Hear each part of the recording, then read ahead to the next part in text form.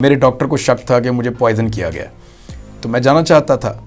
तो इन्होंने मुझे जब उस वक्त रोका तो मैंने पूछा था कि मैं घर जाऊं या मुझे गिरफ्तार करेंगे। मुझे ऐसा लगता है कि एफआईआर देने का मूड था, मेरी एफआईआर दिखा दें जिसमें आप गिरफ्तार करना चाहते हैं। तो उन्होंने कहा नहीं जी आप गाड़ी में बैठें। मैंने कहा जी मैं ऐसे नहीं बैठूंगा, अच्छा तो नहीं लगता ना हथकड़ियाँ लगाए कोई, तो बुरा लगता है कि आपको बांध रहा है कोई, तो और बगैर किसी जुर्म के बांध रहा है। मुझे ले गए एफआईए के दफ्तर में और सलूक जैसा गिरफ्तार आदमी के साथ किया जाता है वैसे ही किया उन्होंने। अस्सलाम वालेकुम, आप देख रहे हैं IRK न्यूज़ और मैं हूं आपकी होस्ट उशना आसिफ। पाकिस्तान में अगर बड़ी खबरों के मंजरनामे का जायजा लिया जाए तो सियासत, मैशत, दहशतगर्दी के अलावा गिरफ्तारियां भी रोज़ का मामूल बन चुकी हैं।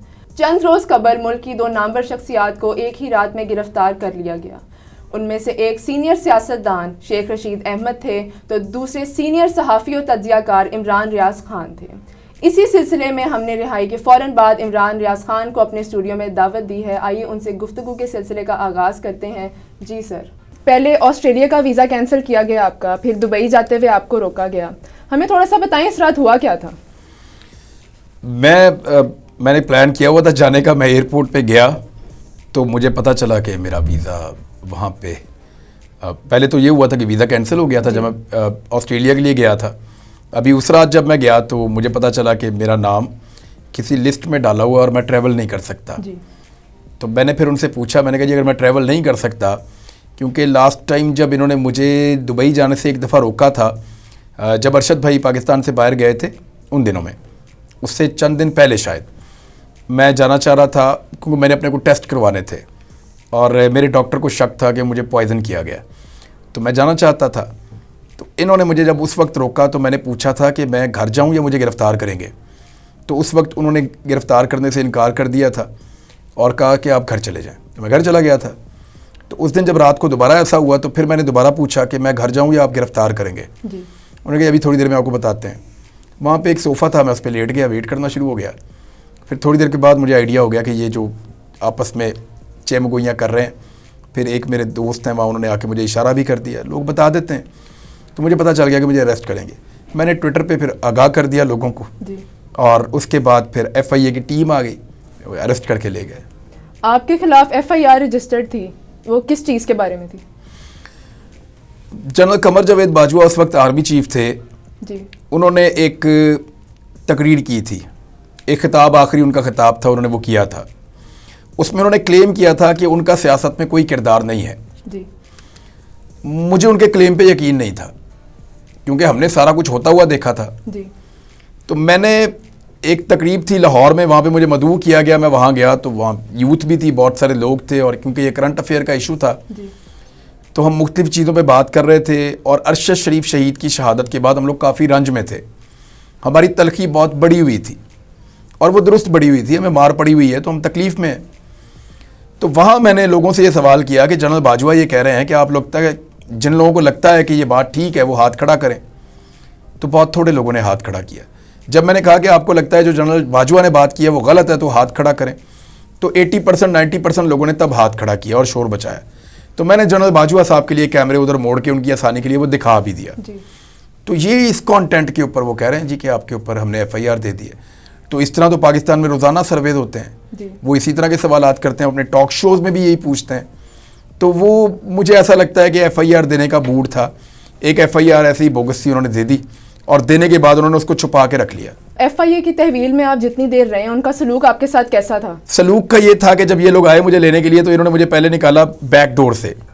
एयरपोर्ट में ये मुझे फ्रंट से नहीं लेकर जा सकते थे बाहर, क्योंकि मैंने सोशल मीडिया पर बता दिया था कि मुझे गिरफ़्तार किया जा रहा है, तो उस वजह से बाहर लोग इकट्ठे हो गए थे, मुश्किल था वहाँ से निकालना। फिर इन्होंने FIA को बुलाया, उन्होंने मुझे पिछले गेट से निकाला।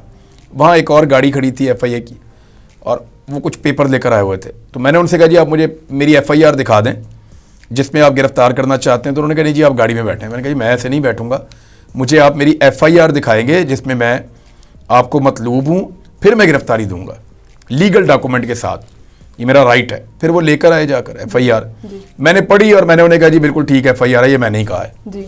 ये कोई ऐसी बात नहीं है जो मैंने नहीं कही, मैं इसको ओन करता हूँ।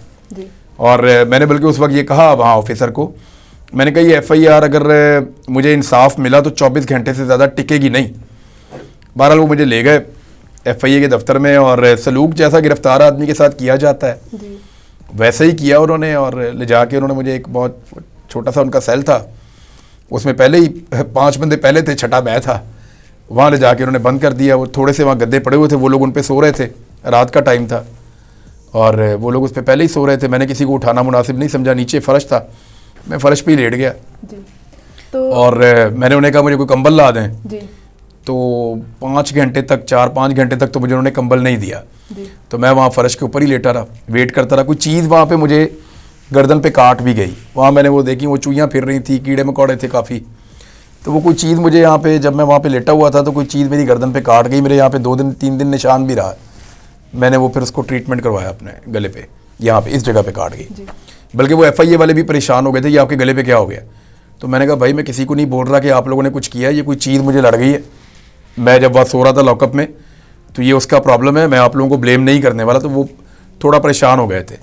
उसके बाद उन्होंने मुझे कोई, मेरे ख्याल में दोपहर के वक्त बाहर निकाला, फिर कंटिन्यूसली बार बार वो एक ही बात कहते थे कि पासवर्ड दे दो, पासवर्ड दे दो अपने मोबाइल का पासवर्ड दो, हमें वो चाहिए। फिर एक आदमी आता था वो मांगता था, दूसरा आता था। उन्होंने लगातार बहुत दबाव डाला, बहुत प्रेशर डाला, बड़ी कोशिश की कि वो किसी तरह मेरे से पासवर्ड लें। तो मैं उनको मना कर रहा था, मैं कह रहा था कि पासवर्ड मैंने नहीं देना। ये एक्चुअली वो ये कर रहे थे। तो फ़ोन का पासवर्ड क्यों मांग रहे थे आपसे? ऐसा क्या है फ़ोन में? मेरे फ़ोन में कुछ भी नहीं है, और इसमें मेरी निजी मालूमात हैं, मेरी फैमिली की पिक्चर्स हैं, मेरे बच्चों की हैं, जो लोग मेरे करीब हैं उनकी तस्वीरें होंगी, मेरे कॉन्टेक्ट्स हैं जिन लोगों से मैं राब्ते में रहता हूँ, और कुछ ऐसे बहुत सारे लोग मुझे व्हाट्सएप करते हैं ट्रस्ट करके, मुझे इन्फॉर्मेशन भेजते हैं। अब वो सारे डिस्क्लोज हो जाते। वो ये चाहते थे कि मैं उनको पासवर्ड दूं और अपने सारे सोर्सेज डिस्क्लोज कर दूं, उनके साथ बददेहांती करूं। तो मैंने उन्हें कहा मैं बददेहांती नहीं कर सकता उन लोगों के साथ जो मेरे पे ट्रस्ट करते हैं।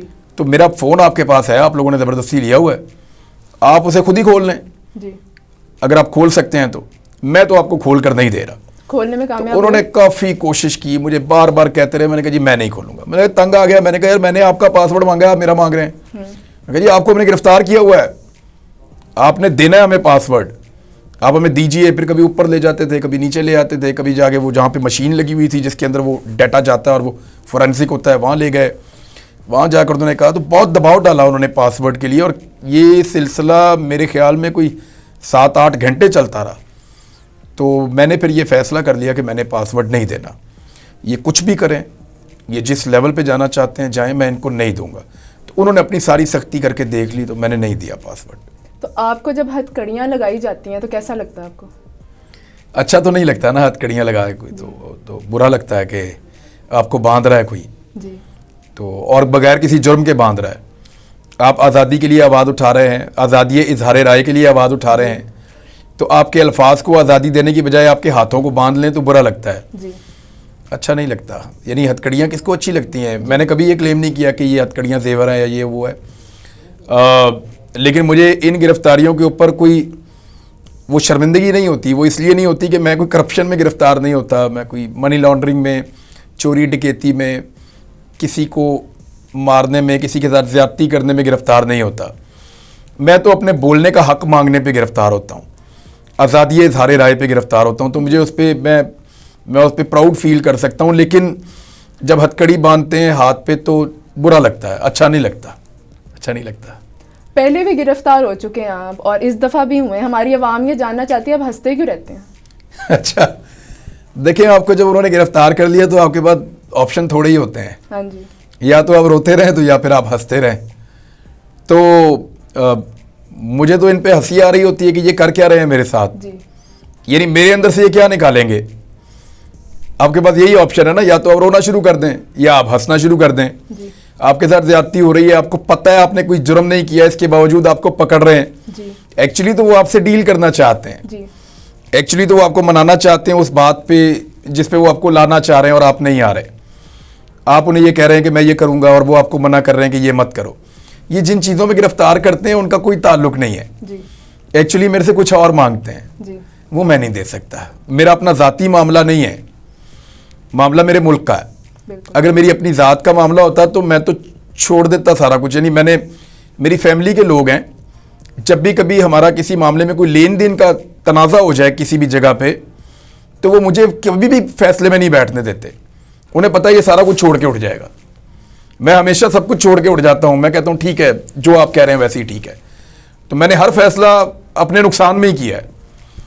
तो वो मेरा ज़ाती मामला होता तो मैं नुकसान उठा लेता। मामला मेरे मुल्क का है तो वहाँ मैं कंप्रोमाइज़ कर नहीं सकता।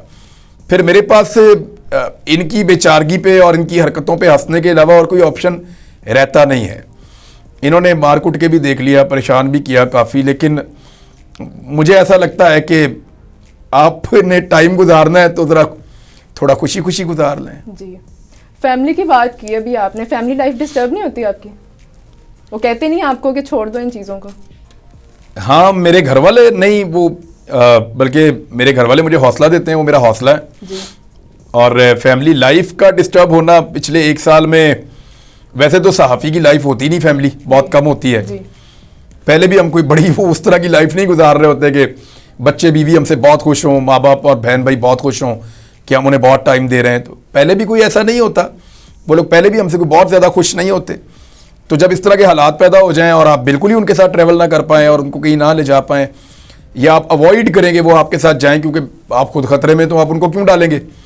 तो ऐसी सूरत हाल में उनको थोड़ा सा और बुरा लगता तो होगा, लेकिन मेरी फैमिली जो है वो मुझे बर्दाश्त कर लेते हैं। उनका बहुत शुक्रिया, और इसके लिए मैं उनसे माजरत ही कर सकता हूँ। और मैं क्या कर सकता हूँ, मैं अब ये काम कर रहा हूँ, लेकिन मुझे इस काम में वो बकअप करते हैं। मेरे फादर को एक साहब आए और उन्होंने काफ़ी ऐसी बातें बताई कि ये हो जाएगा, वो हो जाएगा, ऐसे हो जाएगा, आपके बेटे को ये हो सकता है। तो मुझे याद है कि मैं पीछे खड़ा सुन रहा था और मैं हैरान हो रहा था कि ये बंदा क्यों कह रहा है ऐसी बातें, हालांकि वो एक जर्नलिस्ट था। तो मेरे फादर ने उन्हें कहा कि मेरा बेटा जो कर रहा है वो ठीक है या गलत है? तो उन्होंने कहा जी कर तो ठीक रहा है। तो उन्होंने कहा फिर उसको डराना नहीं है, आपने उसको हौसला देना है। तो मेरे अब्बू ऐसे हैं, मेरी वालदा जो हैं उनको ज़्यादा ख़बरों के बारे में पता नहीं है, बस वो मेरे लिए दुआ करती हैं और वो मुझे हौसला देती हैं हमेशा।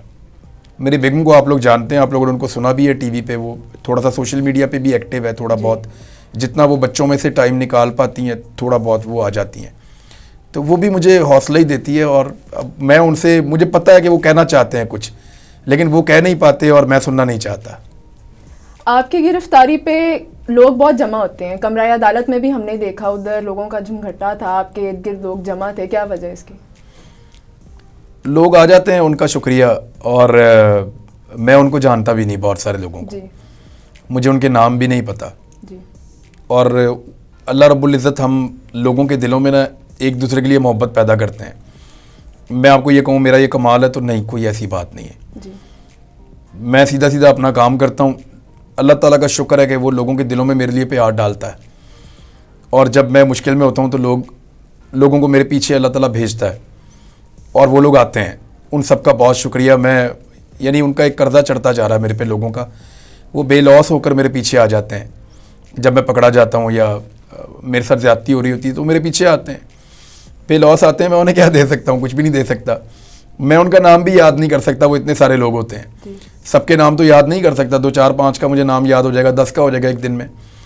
सबके नाम भी याद नहीं कर सकता और सबकी शक्लें भी याद नहीं रख सकता, लेकिन अल्लाह ताला का शुक्र है कि वो इन लोगों को इनके दिल में मेरे लिए मोहब्बत डालते हैं और इनको मेरे पीछे भेजते हैं, और ये लोग आते हैं।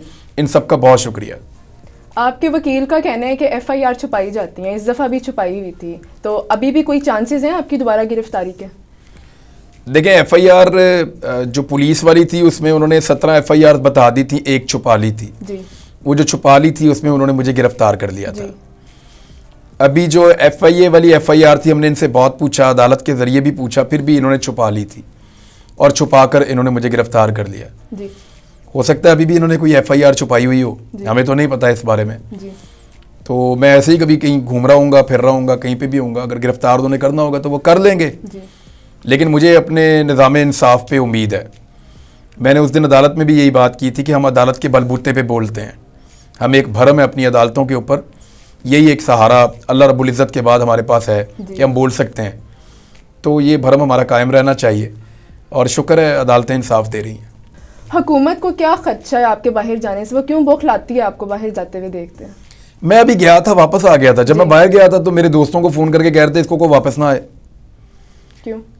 उनको लगता था कि ये बाहर रहेगा तो अच्छी बात है, जान छूटी इससे। पहले मुझे कह रहे थे वापस ना हो, मैं बड़ी मुश्किल से ज़बरदस्ती वापस आया हूँ मैं जी। और आपको बाहर नहीं जाने और देते? मैं आपको बताता हूँ, लास्ट टाइम जब मैं दुबई चला गया ना तो मैं गया था काम से जी और मेरे भाई वहाँ थे, एक दोस्त वहाँ थे, जी तो मुझे वहाँ जाना था, पेंडिंग था काफ़ी अरसे से, तो मैं जा नहीं पा रहा था, टाइम ही नहीं मिल रहा था।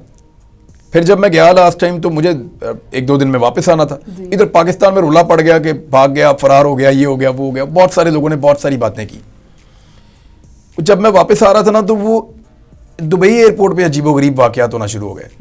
पाकिस्तानी मुझे पकड़ पकड़ के पीछे खींच रहे थे, रोक रहे थे कि तू ना जा। जो दुबई से पाकिस्तानी पाकिस्तान आ रहे थे वो मुझे रोक रहे थे कि तुम पाकिस्तान क्यों जा रहे हो।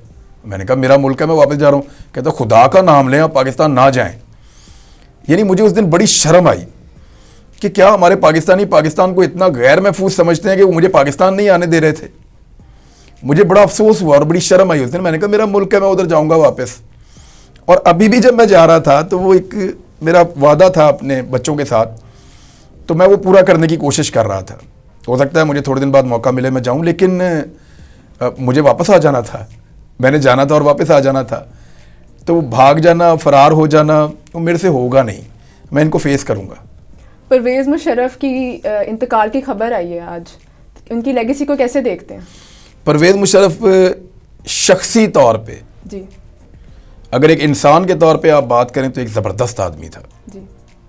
एक ज़बरदस्त कमांडो था। एक भरपूर ज़िंदगी उसने गुजारी है और बोलने में बहुत ज़बरदस्त था। बड़ा शार्प माइंड इंसान था, दोस्तों का दोस्त था। पाकिस्तान के लिए कुछ अच्छे फ़ैसले भी किए, लेकिन एंड ऑफ द डे वो एक डिक्टेटर था। जी ये एक ख़राबी जो है ना वो उनकी सारी खूबियों के ऊपर हावी आ जाती है। यानी परवेज़ मुशर्रफ में 1000 खूबियाँ थी, लेकिन उनका डिक्टेटर होना उनकी सारी खूबियों को खा जाता है। ये बदकिस्मती उस आदमी के साथ रही। Thank you sir. Thank you बहुत वेरी मच। शुक्रिया। Thank you. नाजरीन, आपने सुना इमरान रियाज खान को गुफ्तगू के सिलसिले का इख्तिताम करते हैं। देखते रहिए IRK न्यूज़।